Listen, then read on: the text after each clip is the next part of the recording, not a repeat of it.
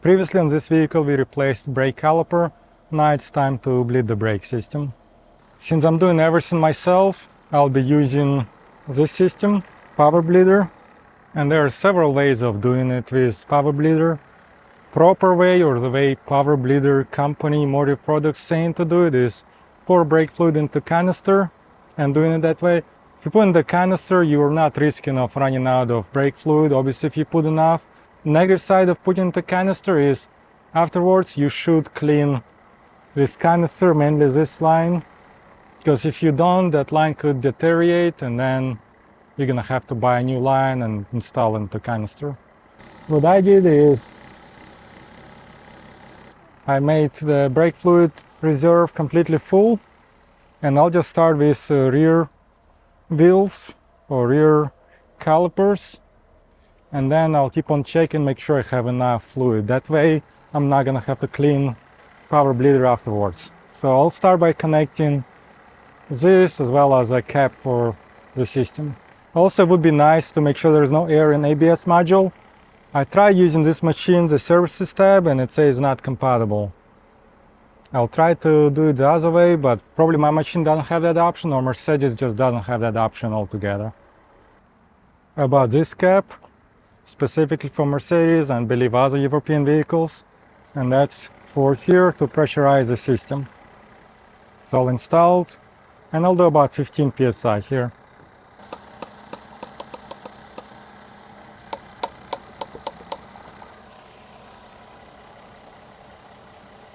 14, good enough. And generally you want to start on a wheel or caliper that's furthest away from here an ABS module, and furthest would be this one.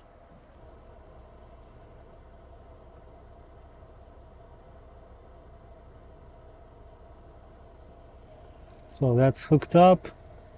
I'm gonna use size 11.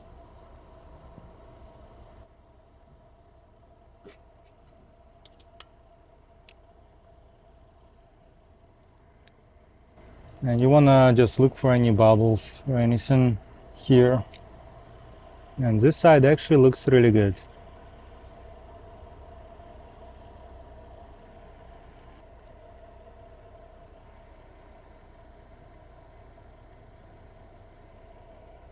A little bit of bubbles now.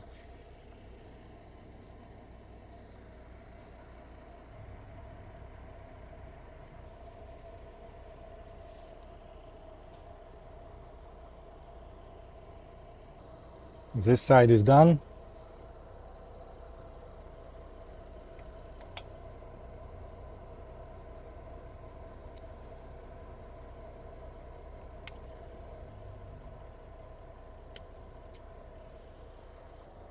Now I'm going to work on this side.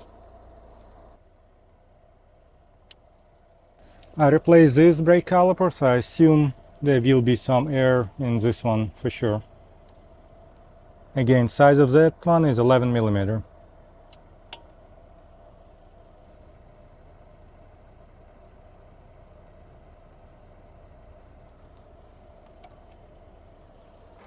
I pump power bleeder to about 14 psi, and I'm gonna loosen this nut.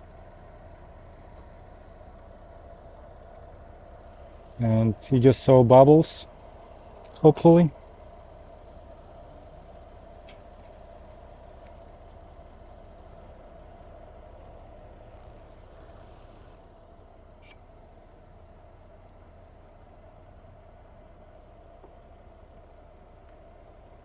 Now we can close this one.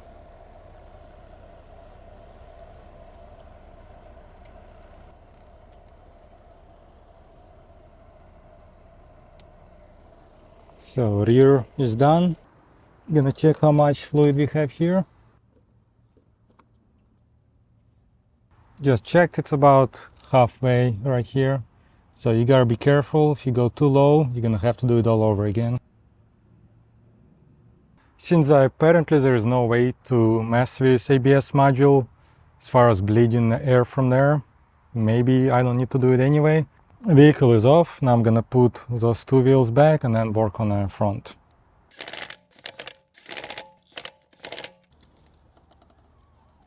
I'm gonna torque lug bolts later. It's 110 foot-pounds. Now I'm gonna remove this one. By the way, lug bolts are 17 millimeter.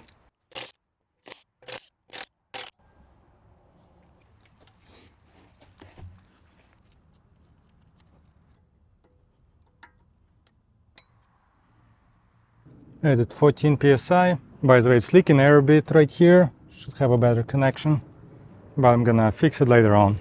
Now I'm gonna turn this counterclockwise.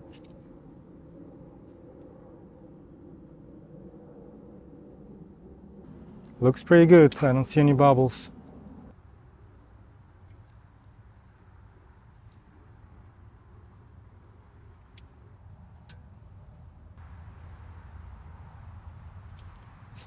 Gonna put this wheel back. Okay, last one to go. Same thing.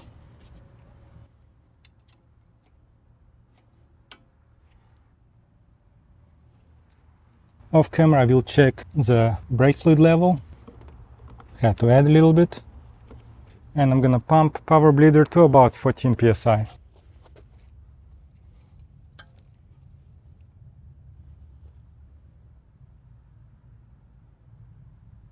Looks good. So a little bit of bubbles here.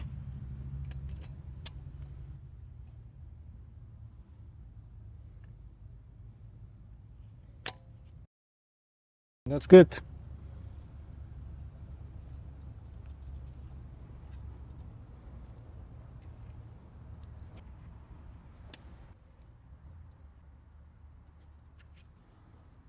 Now I'll just quickly check level here.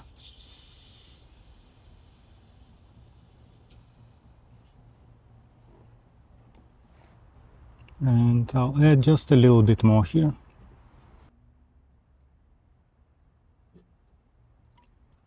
Close this and put wheel back on. 110 foot-pounds.